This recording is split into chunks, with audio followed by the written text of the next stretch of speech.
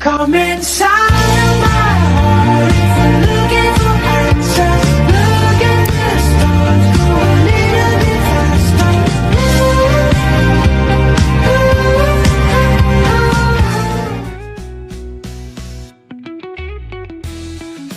आज चाहिँ हामी मलेसिया बाहिर हामी छुट्टी भएको भएर चाहिँ सो वरिपरि घुम्न हिँडेको हाम्रो दाजुहरूसँग।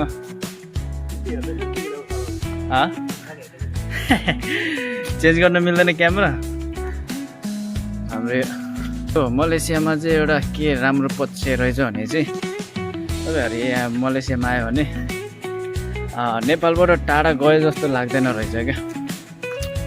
यहाँ किनभने म तपाईँहरूलाई देखाउँछु, सब नेपाल जस्तै छ। आँपको रुख छ है, आँपको रुख छ, इपिलिपी, मेवा। यहाँ यो भनेको पिपलको रुख हो। यो म कसरी देखाउँछु है, अर्को क्यामेराबाट खिच्छु म। यहाँ चाहिँ फुटबल स्टेडियम रहेछ है। अनि यो चाहिँ पुरै उसको रुख, पिपलको रुख तपाईँहरूले देख्न सक्नुहुन्छ। एज यु क्यान सी यो पिपलको रुख हो होइन। अनि जो ठाउँ चाहिँ दामी छ। यो तपाईँहरू नेपाललाई चाहिँ फिल एउटा चाहिँ के नरमाइलो लाग्छ भनेपछि चाहिँ यहाँको वातावरण चाहिँ सबै मिल्छ होइन, नेपालसँग मिल्छ। तर आफन्तहरू मात्र नभएको भएर चाहिँ तपाईँहरूलाई चाहिँ अलोन फिल गराउँछ क्या। यस्तो अवस्थामा चाहिँ होइन सबै यहीँ छ, काम गरेछ होइन, कमाएको छ। तर साँझ गएपछि चाहिँ फ्यामिलीसँग भेट होस् होइन, भेट होस्, सँगै बसेर खाना पाऊँ होइन, उहाँ त्यो हुन्छ नि त। तर त्यो चाहिँ हुँदैन क्या। त्यो कारणले गर्दाखेरि चाहिँ इट फिल्स लाइक लोन्ली क्या, त्यस्तो हुन्छ। अनि यस्तो अवस्थामा फ्यामिलीहरूलाई मिस गर्ने त भइहाल्यो होइन, त्यस्तो। तर यति दामी ठाउँ छ कि तपाईँहरूले पनि देख्न सक्नुहुन्छ होइन। सबै राम्रो छ, नेपालै हो भन्दा नि भयो क्या। धुप्पी सल्लाहहरू पनि हुन्छ, सबै राम्रो ठाउँ छ। अनि अर्को कुरा चाहिँ के राम्रो छ यहाँको विदेश यो मलेसियाको भन्दाखेरि चाहिँ यिनीहरूको यो जुन म्यानेजमेन्ट हुन्छ नि, म्यानेजमेन्ट चाहिँ साह्रै राम्रो क्या। जस्तै यो गाउँ एरिया हो होइन, गाउँ एरियामा रोड छ होइन, रोडमा पनि लाइनिङहरू छ क्या। अघि तपाईँहरूको घरहरू भयो है, अनि त्यसपछि त्यही किसिमको उनीहरूको बोट बिरुवा हुन्छ होइन, वरिपरि सबैले मेन्टेन गरेर राखेको हुन्छ। हरेक घरको अगाडि डस्टबिनहरू राखिदिएको हुन्छ र साथमा चौकीदार पनि छ है। जो सेफ्टी फिल हुन्छ कि सेफ्टी क्लियर इन्भाइरोमेन्ट भएको भएर चाहिँ इट्स अ गुड थिङ के। यस्तै पनि अब नेपालमा भयो भने साह्रै राम्रो हुन्छ। हेर्नु न, डाँडा काँडा पनि छ अगाडि, यस्तो राम्रो भ्यूहरू हुन्छ। अनि यस्तो अवस्थामा फ्यामिलीलाई मिस गर्ने त अभियसली थिङ हो होइन। अनि राम्रो छ।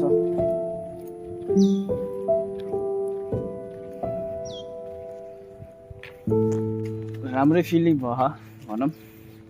अब हेर्नु न यहाँनिर यति के भन्ने कि यस्तो है, यहाँनिर दामीको गाडी पनि रहेछ।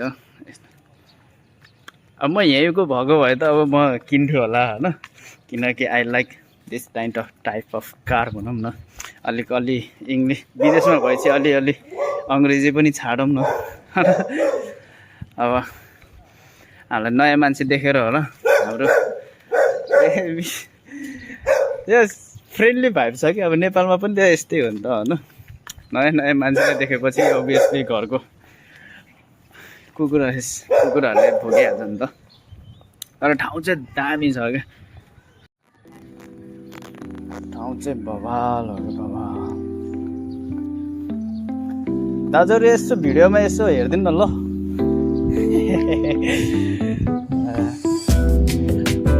ठाउँ चाहिँ बवाल हो क्या। ओहो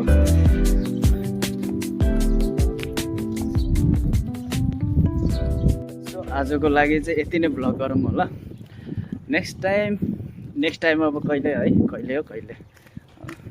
तर आजको लागि चाहिँ यो ठाउँको वरिपरि अवलोकन गरियो, त्यसलाई के भन्छ, निरीक्षण गरियो। राम्रो रहेछ ठाउँ चाहिँ आज छुट्टीको दिन त्यही भएर घुम्न हिँडेको राम्रो छ जे होस् के भन्छ त्यो कोठाभित्र बस्दा बस्दा होइन त्यो एउटा त्यो के भन्छ शरीरलाई पनि होइन हाम्रो शरीर त अभियसली नेचुरल कुरा हो होइन तर यो आर्टिफिसियल बनाएर यो कङ्क्रिटको भित्ताहरूको बिचमा चाहिँ त्यो शरीर बस्यो भने चाहिँ इट्स त्यो भन्छ नि सन्चो नभएको फिल हुने क्या अनि त्यो भएको भएर यस्तो बेलामा चाहिँ साँझ पख लिएर हामी यो बाहिरतिरको हावाहरू लिन्छौँ नि अनि त्यो लिँदाखेरि चाहिँ शरीर एकदम फ्रेस हुने रहेछ क्या त्यही भएर हामी चाहिँ डुल्न हिँडेको अहिले चाहिँ वास्तवमा भन्दाखेरि चाहिँ डुल्ने चाहिँ एउटा दामीको गाडी छ क्या यो फोर्ड रेन्जर भन्छ होइन यो गाडी चाहिँ यति दामी हुन्छ होइन यो गाडीमा चाहिँ हामी त्यो अफ रोडको लागि हुन्छ नि अफ रोडको लागि प्लस नर्मल रोडको लागि पनि यति दामी हुन्छ कि प्लस हामीसँग अरू 2 जना साथी पनि जोडिनु भएको छ फेरि लखट्यो भने तनाव हुन्छ त्यहाँ नेपालमा पो अब टोक्यो भने जुनसुकै हस्पिटल जानु भन्ने अब यहाँ त कहाँ खोज्नु हो भाषा पनि जानिँदैन गाह्रो हुन्छ त हो फेरि सो हामी चाहिँ अहिले सहरी एरियातिर आइपुग्यो होइन अनि एज यु क्यान सी हामीसँग अहिले इन्द्रेणी पनि देखिरहेको छ यहाँबाट देखिरहेको छ कि नै क्यामेरामा